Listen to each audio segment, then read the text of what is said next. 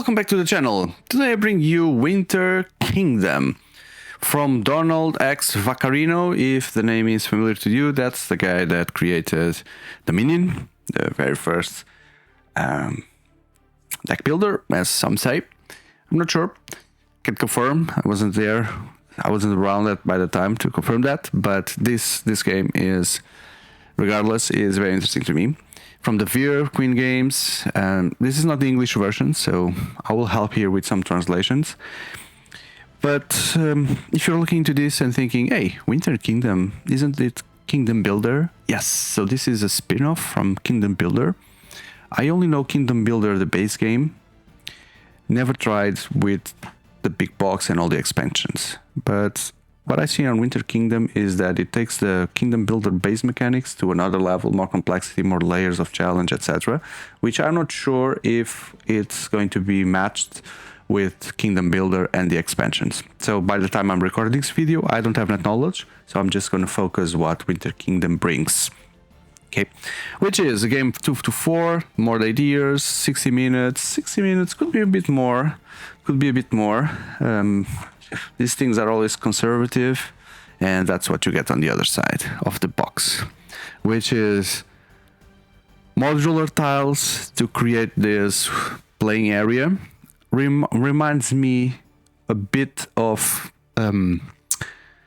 what's another Small World. Yeah, it looks like, hey, that's Small World. No, it isn't. You also have rivers, etc., colors, different colors, but it's not Small World. It's hexagonal. Small shapes, which fits a big hexagon and 6 hexagons around, and there's going to be a center hexagon, okay, which you randomly distribute in the table, and then you'll have the houses from your color that you need to put inside in order to score. So I'm going to show you what is inside, and then I will take you through all the rules for you to know and see for yourself the differences between Winter Kingdom and Kingdom Builder. So there are the hexagons. The hexagons are double-sided differently. So every time you play, you randomly take the sides, and so in theory you will have like a different game every time you play, which is cool. And there's also this board, which is the kind of board that oh, look at that! I never noticed this side. It's the same artwork as the box, right? But it looks very cool here. That's the kind of, I was going to say, that's the kind of board there. It's a bit useless because you only score in the end of the game. So this is a scoring board. Okay.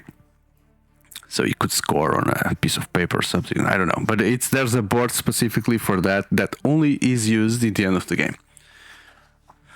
So not sure which manual to show you, because this is, I have the Spanish version of the game.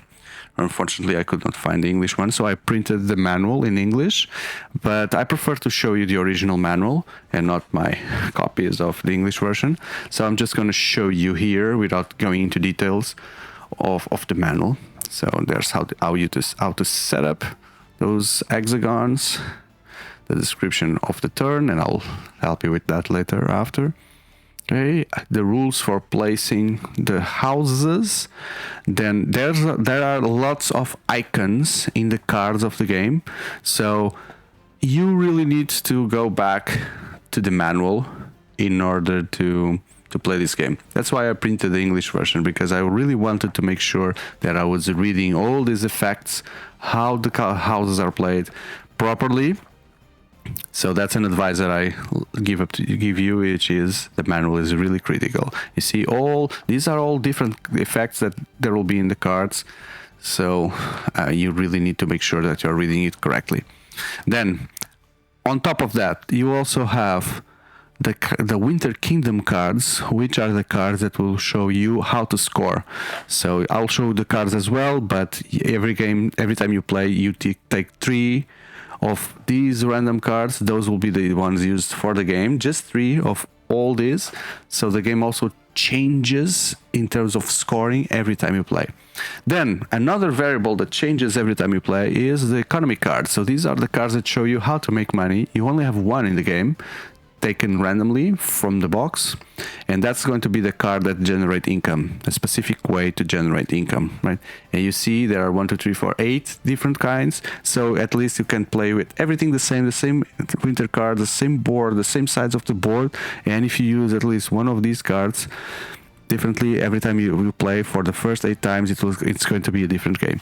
So that's something that I really appreciate in this game, is the variability every time you play.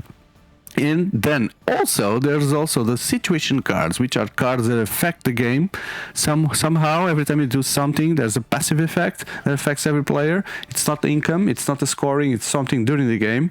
This could be an extra layer of complexity that you may take out the first time you play. But for experienced players, it's another thing to consider that changes the whole game with 8 different cards, only one being chosen. Okay.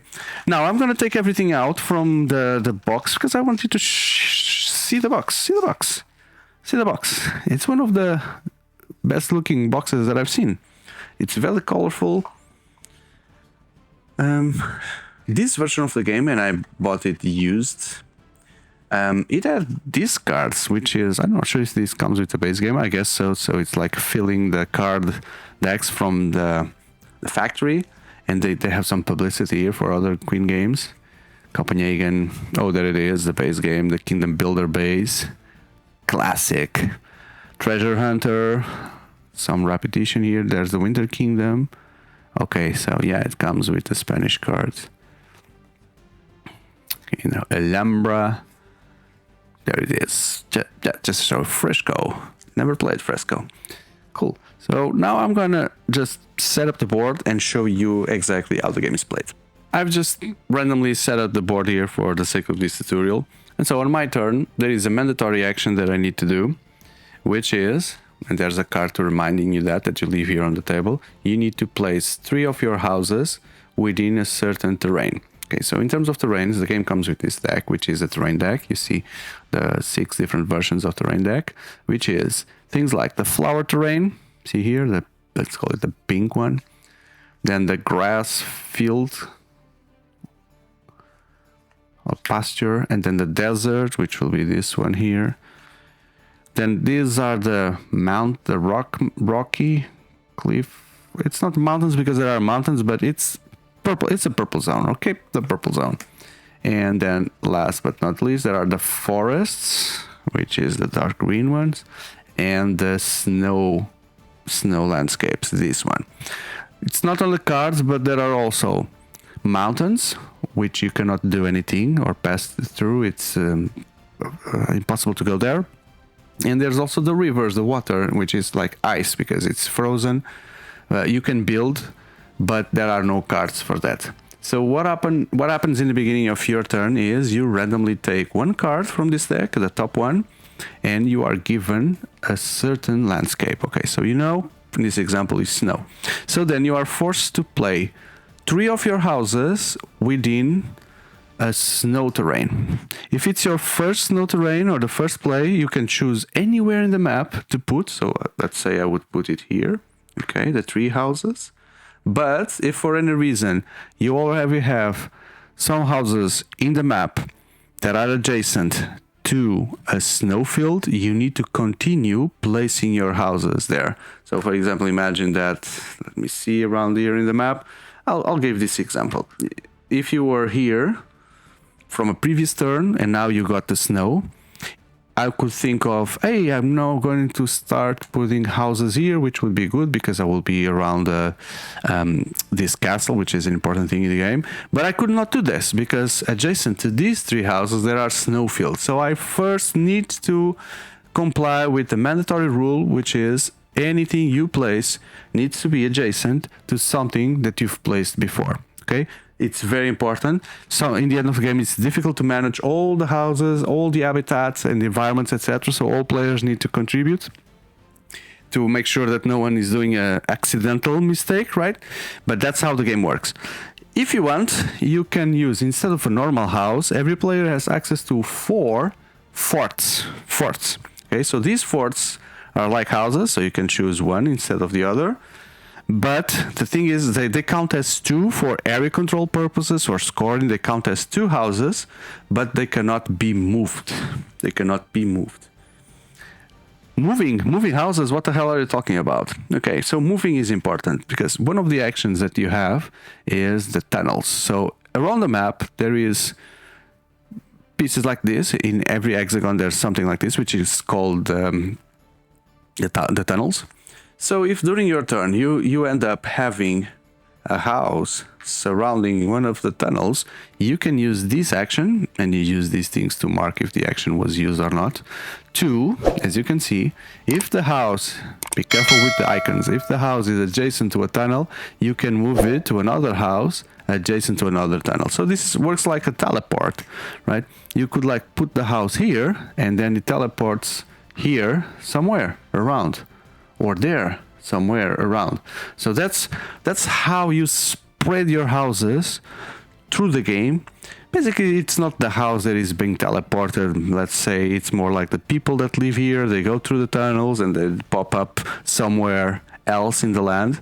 But that's how one of the ways that you move around. Okay, so in your turn you place cards, and then you activate the powers that you have in your cards, because in the beginning of the game you also be randomly given 5 of these cards, and these will be the cards that you have throughout the game. So the game changes as well many times according to the cards that you get in the beginning, but the cards, they are not available to you. You need to pay money for them. So as I mentioned some minutes ago, there are ways for you to do income in the game. Once you start generating money, the money is used only to upgrade or buy the card. So for example, if you want to buy this card, it will cost you 3 money, and then later on 1 more if you want to upgrade from this version to that version, which is the better one. Okay, so you are stuck with the 5 that you get in the beginning of the game. There's no way to change. You just need to plan your strategy with those 5. Sorry, I had 6, and try to win. Try to win. Okay, and then once you use all the actions that you want, then the last thing you do is indeed pay for 1 upgrade or 1 card. Although you may have lots of money, but you can only add 1, and pass to the next player. So I'm just going to show you the cards, because this is where the game becomes complex, is because of these cards. There are many different cards, many different icons. They work differently. I'm just going to give you an overview for you to get an idea of the strategy steps that you need to do when deploying houses, moving them around, etc. So for example, this allows you to, during your turn, besides putting the 3 mandatory ones, okay, you can put an extra one if you activate this power, putting in the middle. So, you know, in the middle of the hexagon, which will be here, you can choose anywhere to put. Then the upgrade will allow you to then, after putting, you can move that one. This allows you to put from the outside, which is from the supply, into a desert. Upgraded version is you can then move that house outside from a desert. Same thing with ice, comes from the outside to, not ice, snow, and then move. Pasto, so pasture, can build on a pasto and then move. It puts the 1 house in the type of terrain that came from the turn card. You know, this example would be this one, and then you can move. Also, you can build from the outside into the ice zone. So that's a way for you to build on the ice zones. By the way, the end game triggers when someone plays all their houses, okay, and then everyone plays until the first player plays, and then that's it. Okay, so you may want to speed up the game by building in order to make sure that you get there and get more points, be the one that getting more points. So this one is complex. It allows you to deploy your initial houses not only on the card you get, but also on, imagine, snow. So I could choose snow or the one on the right, which will be the forest. And then upgraded, I could put the 3 houses in a forest, not just 1 as the base version. I can build around villages. So you see the map has some different icons, the castles and the villages. The villages serve multiple purposes. They don't have like a fixed purpose. It depends on the objectives of the game, which I need to show you those cards after. But the castles are important because in the end of the game, whoever has the majority round, it will be the one getting 3 points for every castle, okay? And in case of a tie, no one gets it. So this one is just, you can build around the city, and then upgrade it, you can build around many houses that you have around the city. Build on flowers, move a house. It's not build, huh? Be careful. The house is not coming from the outside, it's already there. You can move one, or move two, jumping over something. So could jump over a mountain, could jump over another player, something like that. Build on purple mountains, move a house. So this is the snow sledge, or ice sledge, or whatever. So you can move a house, all the spaces that you want through the snow, and then leave it. Or you can even let them stay on snow with the upgrade. So you can imagine, you're here, you can move a house like, if you're lucky, and if the rivers are all connected, see here on this example, here on the top left side, so you can send the house like, and then colonize very far away, traveling by the ice. Oh, this one is powerful, the market. So you can put a house from the outside near a castle. So you're already not scoring, but ensuring that any castle in the map easily can get at least one of your houses next to it, adjacent to it, in order for you to control it in the end of the game. Super powerful. Build next to a mountain, or even with the upgrade, you can now build on a mountain, at least by activating this. So it could help you to get to spots where no one was able before, but now that you can build on mountains, you have access to it. Build on forests. Then you have here something which I cannot read at the moment. This is similar to the other one we saw before, using the horse, but now you can jump to different places. You can build next to already a line of of your own, and with the upgraded version you can build around any row of at least 3, any player, houses for any player. Here you can build next to your fort, so this is the fort symbol, right? And then here you can build not next to the fort, but houses that are next to the fort, your houses. You can build on the edge of the map, and then you can move in. This is the edge of the map. There are lots of spaces on the edge of the map, so you can see also the price of the card. So this one is very powerful, but it is more expensive, right? We've seen this before, and then the upgraded version means that you put something from the outside, and then you can move that out immediately. Oh, this one is like the ice one, but it's the travel guide. It guides you through the mountains and you pop somewhere. So cool. This moves through the cities, even with other houses. Just move, the mule. And there's the advanced outpost, which is you build where there's a maximum of one of your houses, maybe. Sorry. Yeah, I would need to read the full details, but you get the idea. So then the upgrade will be a maximum of 3 of your houses. Should be a good one because it's expensive, it's only 3. Moving along to the income cards, you can see which of these are, because they have this green background and you see the coin there. So just a reminder, you choose randomly one of them in the beginning of the game, and that's going to be the card that is going to tell every player how they can make money to buy the upgrades. So for example, this one here, you get 1 coin for each house that is built on a superior board. So the hexagon, you will need to define which of these boards is going to be the superior one. Sometimes there are mentions to the middle one or the lower one. So then every house that you build on that superior one, and you can mark the superior one by just putting it next to it or something, you get 1 coin. So when you have this kind of direction for the income, there's going to be a race for it. So be prepared. 1 coin for each house that is built on the outer border. So this one is completely different. Every time you build something on the outer border, you get money. So it gives a bit more space. So 1 coin for each house that you build on hexagons that were empty, with no other houses built. 1 coin for each of your house built adjacent to a village.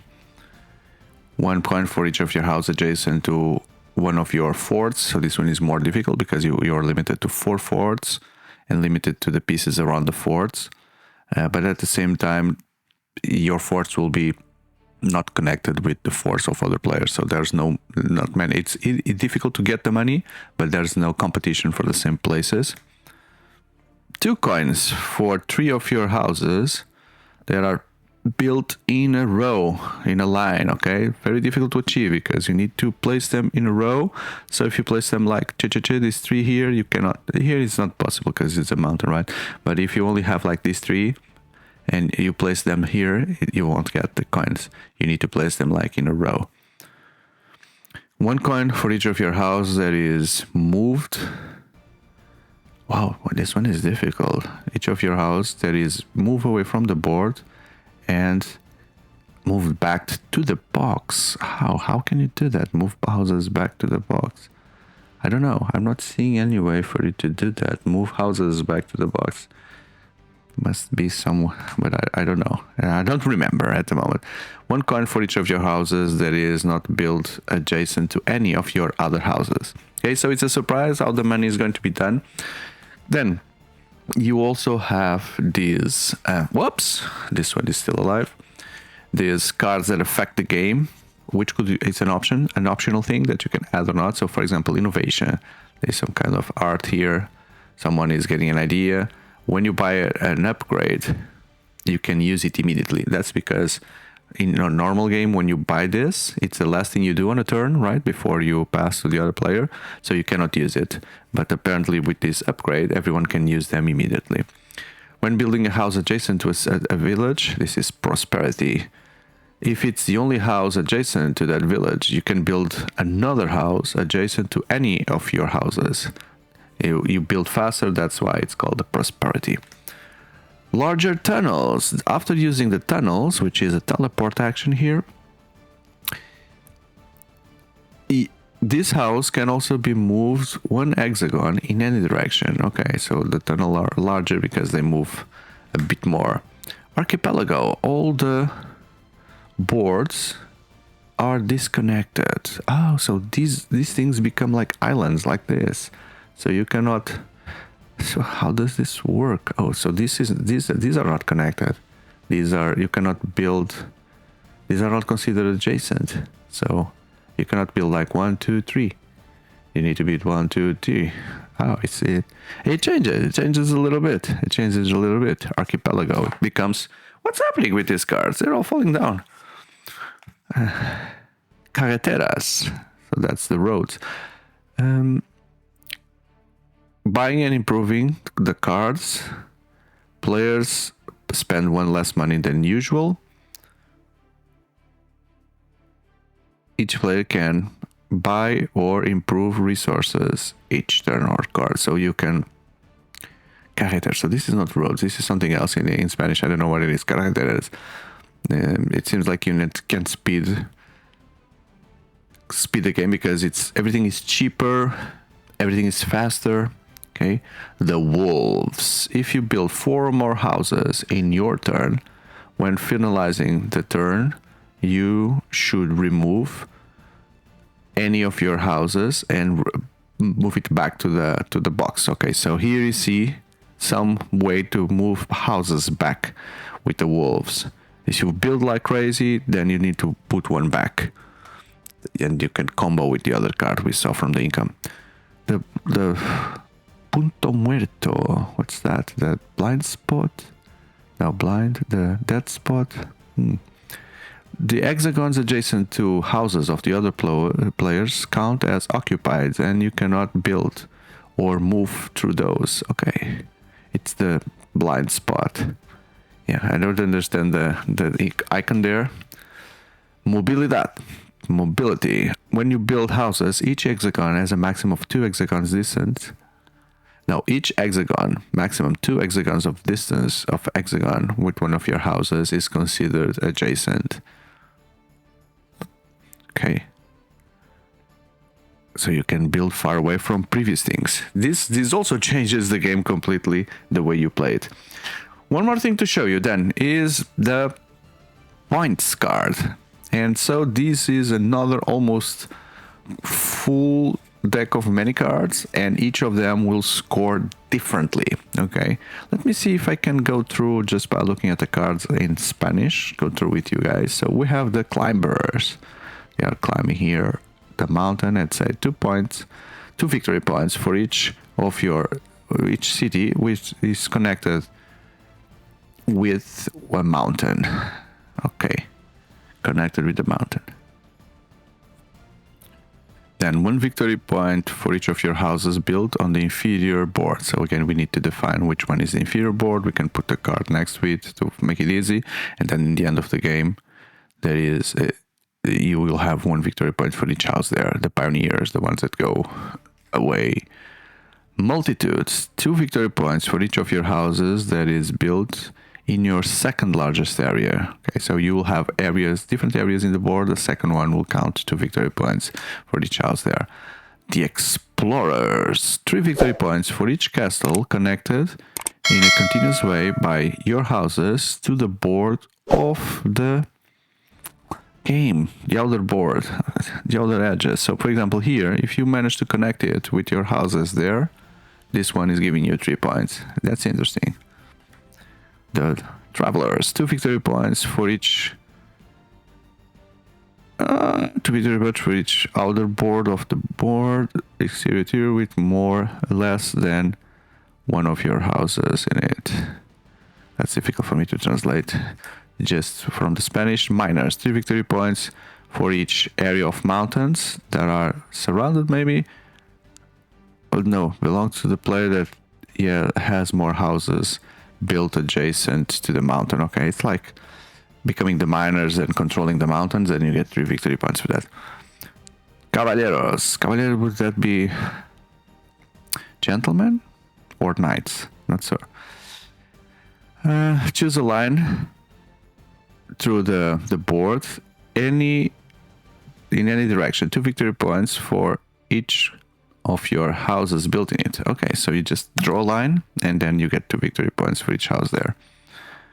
Bureaucrats, for each board, 2 victory points given to the player that has in a straight line more houses continuous. Okay, so in each board you get 4 victory points for each the biggest house line. Ice Fisherman, 2 victory points for each of your houses built in ice. Built in ice is difficult because there is no straight terrain card for ice, so you need to find ways to do that with the powers. There are some powers that allow you to do that, but you also need to have those in the beginning of the game, and you could have any. So that's a tough one. That's a tough one because you don't depend only on your strategy, you depend also on the cards that allow you to do that. The Globetrotter, 2 victory points for each line through them that has less of your houses. Okay, so it's again, you draw a line and then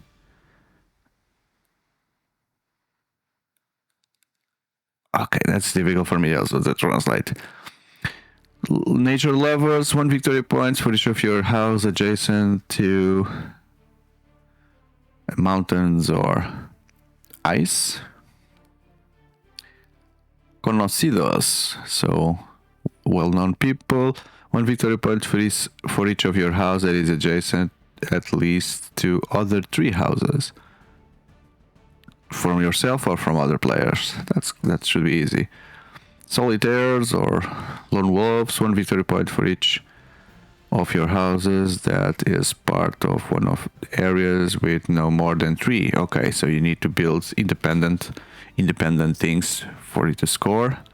Followers, 1 victory point for each of your house in a straight line with at least 4 of your houses. Okay, so followers, you need to make a line, people following each other. So these are like the settlers or the workers. 1 victory point for each of your house in every board